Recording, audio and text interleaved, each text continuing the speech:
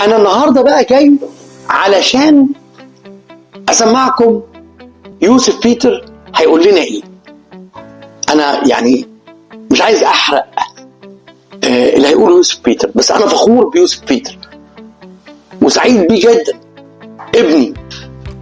نسمع يوسف بيتر وارجع اتكلم معاكم. مساء الخير. الحمد لله النهارده كان يوم حلو قوي عشان سكورات EST1 ظهرت. دي كانت اول مره ليا والحمد لله جبت في الماس 610 بعد فضل ربنا. الحمم لله مستر ايمن عمل معانا مجهود كبير جدا عشان نوصل للسكورات دي، ورانا كل الافكار بتاعه الماس، وكمان حل معانا امتحانات كتير جدا. من خلالها قدرنا الحمد لله نجمع افكار مهمة وجات فعلا في الامتحان.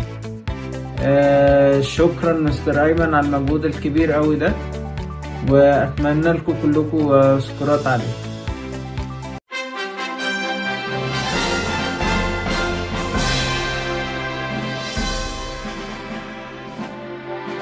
مبروك يا يوسف، مبروك. يوسف يا جماعة جاب السكور ده من أول مرة. برافو يا يوسف، أنا سعيد بيك جدا وفرحان جدا بسكورك. يوسف بيتر في أول مرة في حياته حضر معايا كورس التأسيس، وبعدين دخل على كورس الحل والمراجعة، ودخل أول مرة وجاب السكور ده. أنا سعيد بيكم جدا. مبروك يا يوسف، مبروك مبروك.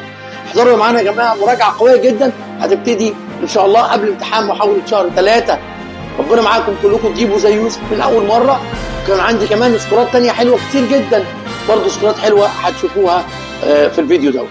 أهلا بيكم، كنت معاكم مستر أيمن تدرس.